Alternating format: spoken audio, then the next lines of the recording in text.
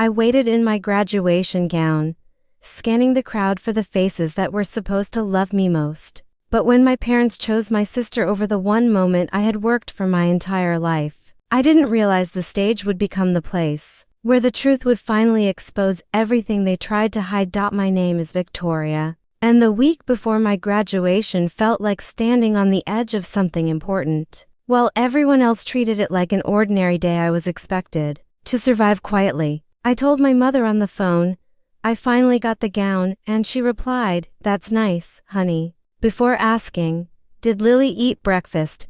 which reminded me where attention usually landed. I practiced walking across my room in front of the mirror and said to myself, "You earned this," because no one else was saying it out loud. When my father called later, I said, "You'll be there, right?" And he answered, "Of course we will," with a certainty that made me believe him even though experience told me to be careful. 2 days later, my mother said, "We need to talk," and I replied, "About seating," trying to sound light, but she said, "Something came up with Lily," and my stomach tightened before she finished. My father added, "It's important," and I asked, "More important than my graduation?" And the silence on the line felt heavier than words. My mother finally said, "You're older. You understand," and I answered, "Understand what?" Even though I already did. She said, "Lily needs us," and I replied, "I needed you too," which she ignored. My father said, "Don't make this harder," and I asked, "Harder for who?" but no one answered.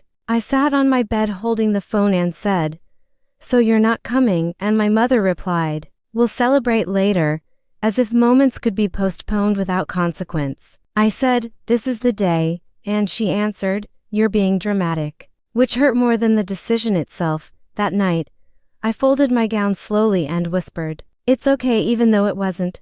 I texted Lily and said, "Good luck tomorrow," and she replied, "Thanks," without asking where our parents would be. And I wondered if she even noticed how often this happened. The next morning, my father called and said, "We're proud of you," and I asked then, "Why does it feel like this doesn't matter?" And he replied, "You know we love you," without explaining anything. I said, "Love shows up," and he said, "Not everything is about you." And that sentence settled into me painfully. I met my friend Emma for coffee and said, "They're not coming," and she said, "Are you serious?" and I nodded. She said, "That's not okay," and I answered, "It never is," because saying it out loud felt honest. She asked, "Are you going to be okay?" and I replied, "I don't know," which felt closer to truth than pretending strength. When graduation day arrived, I stood in my gown checking my phone like something might change at the last second. My mother texted, "Good luck," and I stared at the screen thinking how small those words felt. I replied, "Thank you," because confrontation felt exhausting. As I walked toward the stadium, I watched families laughing, parents adjusting caps, siblings holding signs, and I told myself, "Don't cry here," even though my chest felt tight. Emma squeezed my hand and said, "I'm here," and I answered, "I know," holding onto that. When I finally sat down, I looked at the empty seats where my parents should have been and realized something quiet but permanent had settled inside me.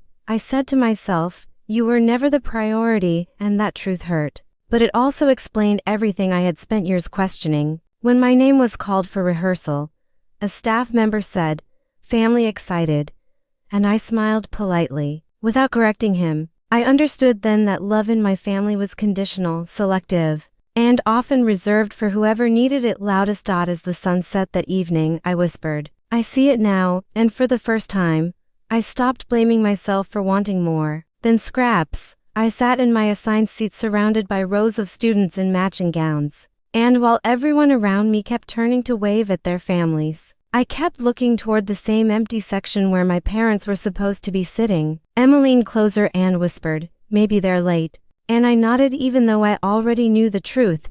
The announcer welcomed everyone and said, "We are so proud of you," and the crowd erupted into cheers that felt distant, like they belonged to another version of this day. I checked my phone one last time and saw a message from my mother that read, "Hope everything goes smoothly," and I stared at it wondering how absence could be wrapped in polite words.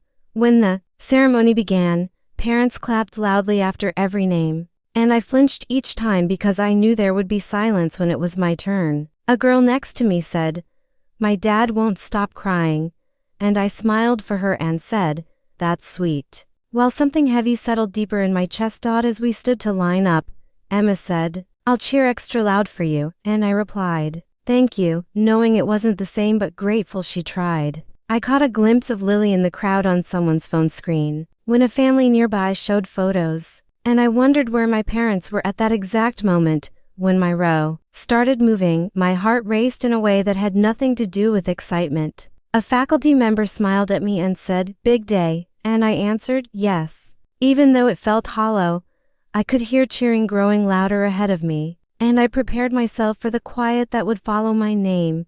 Just before I stepped onto the stage, Dr. Harris leaned toward the microphone and said, "Victoria has demonstrated exceptional dedication throughout her academic journey." And the unexpected acknowledgement hit me harder than I was ready for. I felt tears burn behind my eyes because someone had finally seen the effort my parents chose not to. As I walked forward, applause came from scattered places, mostly friends and classmates. And I smiled because that was expected, but inside I was unraveling. I looked out into the crowd instinctively, searching for familiar faces, and only found empty seats and strangers holding cameras. When I reached the center of the stage, Dr. Harris said quietly, "You should be proud," and I whispered thank you because my voice would not cooperate. As I turned to leave, I heard someone behind me say, "Where are her parents?" And another voice answered, "I heard they went to her sister's thing," and my face burned. I returned to my seat and stared straight ahead while whispers moved like waves around me. Emma squeezed my hand and said, "Ignore them," and I replied, "I can't," because it felt like the entire stadium knew something deeply personal. Someone behind me said Lily's name again, and I wondered how my graduation became a comparison. The speeches continued, but I barely heard them. I kept replaying my mother's voice saying, "You understand," and my father saying, "Don't make this harder," and I realized how practiced those phrases were. Shame and grief tangled together until I couldn't tell which one hurt more. When the ceremony ended, families rushed the field, hugging and crying and taking photos. And I stood still because there was no one rushing toward me. Emma said, "Let's get pictures," and I said, "Okay," even though I wanted to disappear. As we posed, a classmate asked, "Did your parents already leave?" And I answered, "They couldn't make it." Trying to sound casual, she said, "That's rough," and walked away, and I felt exposed in a way I never had before. While packing up my cap, I heard someone say, "At least her sister's important." And I finally understood that my pain was no longer private. I told Emma, "I can't pretend anymore," and she said, "You shouldn't have to," and I nodded. As the sun dipped lower, I realized this day would always carry two truths: my achievement and my absence. I whispered to myself, "You deserved better," and for the first time, I did not argue with that thought. Standing there among the noise and celebration, I understood something irreversible had shifted inside me. What was hidden had become visible, and I could no longer carry it alone. I stood near the edge of the stage waiting for my final name to be called, and while my hands were steady, my chest felt like it was folding inward under the weight of everything I had never said. Emma whispered, "You're almost done," and I nodded. But I knew something inside me was not finished yet. When the announcer called my name again for the academic recognition, I stepped forward holding the paper I was supposed to read, and my heart started racing in a way that felt different from fear. Dr. Harris leaned close and said, "Take your time," and I realized no one had ever told me that before. I looked out at the crowd and saw rows of faces waiting politely, and for a moment I considered reading the speech exactly as written, smiling, and leaving quietly like I always did. My voice caught, and I said into the microphone, "I prepared a thank you," and the audience leaned in slightly. I continued, "I want to thank the people who supported me through late nights and self-doubt," and my eyes instinctively moved toward the empty seats again. My throat tightened, and instead of stopping, I said, "I also want to acknowledge the absence that shaped me," and the stadium grew quiet. I heard a low murmur ripple through the crowd, and my hands began shaking, but I kept going because stopping felt worse than continuing. I said, "For a long time, I believed that needing support made me weak," and I paused, swallowing hard. But today taught me that silence only protects the people who benefit from it. Someone in the front row whispered, "Is she okay?" And Dr. Harris looked at me with concern. But he did not stop me. I said, "My parents are not here today." And the stillness became absolute. And for years, I told myself that was normal. My voice wavered as I said, I was taught to understand, to adjust, to be grateful for scraps of attention. And I felt tears slide down my face without permission. I wiped them away and said, I am done pretending that neglect is love. The crowd remained silent, not shocked in a dramatic way, but listening in a way that felt heavy and real. I continued, I am proud of myself, even if the people who were supposed to be proud of me chose somewhere else. And saying it out loud felt like lifting a weight off my chest. I could hear someone softly crying nearby, and that sound grounded me. I said, this moment belongs to me, and my voice steadied. And I will no longer shrink to make others comfortable. The words surprised me as much as anyone else. When I finished, I stood there breathing hard, waiting for something terrible to happen, but instead, the applause started slowly and then grew. It was not loud or wild, but it was steady, and it wrapped around me in a way I had never felt before. As I stepped back, Dr. Harris said quietly, "Thank you for trusting us." And I nodded because speaking had drained everything out of me. I returned to my seat and Emma whispered, "That was brave," and I whispered back, "I was terrified." My phone vibrated immediately, and I saw messages from unknown numbers saying, "You didn't deserve that, and thank you for saying it." And I realized how many people were holding similar pain quietly. Guilt crept in as I imagined my parents hearing about this, but relief followed close behind. I told myself, "You didn't attack anyone," and another part of me answered, "You told the truth." And those two thoughts finally aligned. For the first time, honesty did not feel dangerous. As the ceremony wrapped up, I felt exposed but lighter, like I had stepped into daylight after years of dim rooms. I understood then that silence had never been protecting me. It had been protecting everyone else. Walking out of the stadium, I whispered, "I chose myself." And even though my hands were still shaking, my voice inside felt clear. I knew consequences would come. Conversations would follow, and discomfort would ripple outward. But I also knew something irreversible had happened. I had reclaimed my voice, and I was not giving it back. After the ceremony ended, my phone would not stop vibrating, and the first message from my mother said, "Why would you do that?" which told me she had already made it about herself. I replied, "I told the truth," and she answered, "You embarrassed us," and I finally said, "You embarrassed yourselves." Without shaking. My father called next and said, "We were busy with Lily," and I replied, "You were absent from me," and he said, "You didn't have to say all that," and I answered, "I didn't have to keep lying either." He tried again and said, "People are calling," and I replied, "That's what happens when silence breaks." Lily texted, "I didn't know," and I wrote back, "You always knew." And a minute later she called crying and said, "I never asked them to skip you," and I said, "You never stopped them either," which finally quieted her. She whispered, "I'm sorry," and I answered, "I believe you," because holding anger toward her felt heavy. My mother called again and said, "We raised you better than this," and I replied, "You raised me to disappear," and she gasped, like I had slapped her.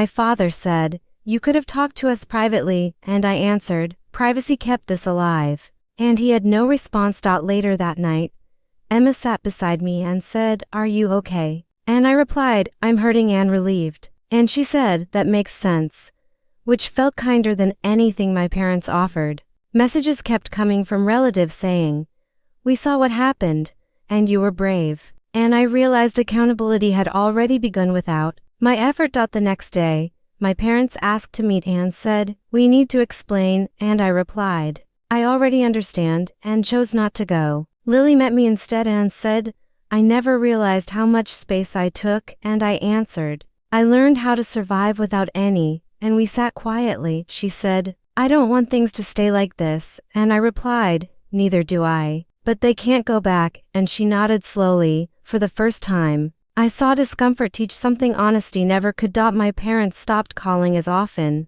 and when they did, their voices sounded unsure, not powerful. I did not chase closure, because clarity had already arrived. I told myself, "You don't need apologies to move forward," and that felt true. Weeks later, my mother said, "People still talk," and I replied, "Then they're finally telling the truth," and ended the call peacefully. I realized consequences did not require cruelty, only visibility. Standing alone one evening, I said, "I choose my worth," and no one argued. Losing my parents' approval hurt, but losing myself had hurt more. I carried grief differently now, not as shame, but as proof of endurance. I did not walk away with hatred, only distance, and that distance felt clean. I stepped into my future knowing love should not demand silence. I kept my dignity, my voice, and my life, and that was enough. I remembered every childhood moment when being quiet earned approval, and I finally understood why breaking that habit felt like betrayal to them. I said to myself, "You survived by shrinking," and then answered, "You will live by expanding." And that promise felt steady. When graduation photos appeared online, comments shifted from praise to questions, and my parents stopped correcting the story. I watched accountability teach them what conversations never had. Lily sent another message saying, "I want to do better," and I replied, "Then start by listening." And she agreed without excuses. That felt new. I packed my gown away and said, "This chapter is closed," without sadness. I did not need their permission to feel proud anymore. Walking forward, I carried grief, clarity, and courage together, and none of them asked me to be smaller again. I chose distance over destruction, calm over chaos, and truth over comfort. And those choices reshaped everything quietly. My life did not get louder, but it became honest, and honesty gave me peace. I will remember this graduation not for who was missing, but for who finally arrived inside me, and that arrival changed my future completely. I walked away whole, unashamed, and certain that love should never require silence to exist. That certainty will guide me long after this stage is forgotten. I chose myself fully, and I will keep choosing her. That choice is my victory. It always will be. I am done explaining this. Life is mine. I will protect it. Without apology. Without silence. Without fear. Without regret. Ever again. Period.